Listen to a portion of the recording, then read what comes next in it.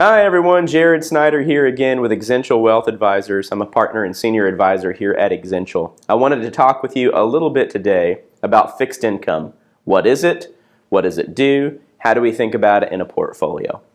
So whenever I think about stocks and bonds, more fancy names for those things are equities or fixed income. I like to think about it very simply, and that's, if you own a stock, or if you own a bond, what's actually happening? Whenever you own a stock, you're an owner. You're a part owner in that company. So you own a very small piece of that company. Whenever you own a bond is fixed income. And we call it fixed income because a bond is usually going to pay some interest. It will have a coupon, an interest rate that the corporation that issues the bond or the government entity that issues that bond promises to pay. And that payment amount is fixed. So it may be a 2% bond, maybe a 3% bond, it may be a 0.5% bond. And that's the yield that you get on that bond over the life of the bond. So that payment amount is fixed. So it's called fixed income. Whenever you own a bond, you are in essence, you're kind of acting like the bank. You are lending money to the organization, to the entity, whether it's a government or a corporation that has issued that bond. So whenever you own stock, you're an owner of a piece of the company. Whenever you own a bond, you're a lender. You've lent money. And generally speaking, you're going to have a greater return on your investment as an owner than as a lender. And that's just kind of the nature of being invested in stocks or being invested in bonds. So fixed income, how do we think about it? How does it fit in a portfolio? Well, like we mentioned earlier, fixed income, has an interest rate that's applied to it. Well, what do rates look like right now? Whenever you go to your bank, what kind of rate are you getting on your cash? Not a whole lot, right? More than likely. You have a relatively low return on cash investments. Well, bonds are going to be very similar. It's a low interest rate environment here in the United States and around the world. And so that's just one of the financial realities that we have to deal with whenever we're investing in fixed income. Whenever I am advising my clients, I will typically tell them, hey, I can't pound the table from a return standpoint and say, we really need to go load up on a lot of bonds because we're going to get great returns. Can't really say that whenever interest rates are very, very low, and that's the environment where we find ourselves. There can be a strategic reason, though, to own bonds or to own fixed income. And so I would think about that in terms of the use of bonds from two standpoints.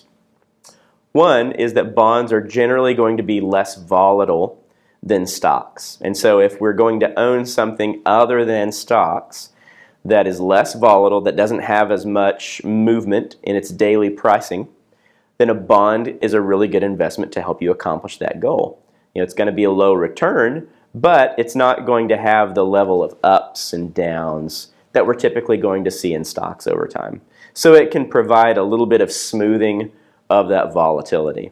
The other thing that bonds do that I think is probably even more important than just smoothing out volatility, and that's making sure that within an investment portfolio we have access to liquidity whether we're looking at good markets or bad markets. So especially for individuals or organizations who have the potential for a cash need in the near future. If you have a source of money, a bucket of money, and okay, in the next 6 months, 12 months, 2 years, I'm going to need $50,000, $100,000, whatever that number is to withdraw out of your investments. You never want to be in a place where you have to go and sell a really good asset like a stock at bad prices. And one of the things that we don't have access to is telling the future, right? We don't know when the stock market side of the equation is going to get bumpy. Sometimes that happens and it's unexpected. And so you never want to be in a place to where you need cash from your investments and the stock market really isn't working for you. And if you were to go and sell something in your portfolio and all you had to sell was stocks, then you're selling an asset maybe at 20% off, 30% off. You don't never want to give a good deal to another investor. You always want to be in the position to be selling an asset, whatever it is, a stock or bond or real estate or anything else. You always want to be selling that asset at fair value or maybe at a premium.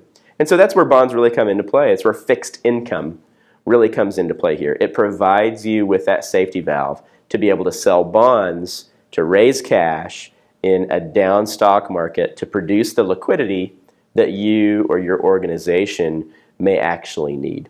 So, again, it's really more of a planning purpose. It's kind of almost a tactical purpose, really, for fixed income and bonds in today's interest rate environment. Now, rates are really low right now. Could they go higher? Sure, they could, and we think there's a good chance that they might move higher on a relative basis.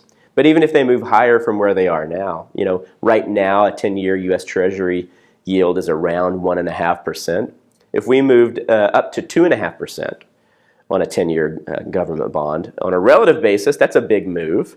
But from a historical standpoint, those are still relatively low interest rates on bonds and relatively low return, because the best indicator of your expected return on a bond is your current yield. How much yield am I getting right now on that bond? And that's really the biggest indicator of what your total return is going to be. So when rates are low, if they remain low, even if they move up a bit, they're still probably going to be relatively low. That just tells us that if we're going to own a bond, we need to have a strategic purpose for it. It needs to fit in based on a plan. That's how we think about fixed income.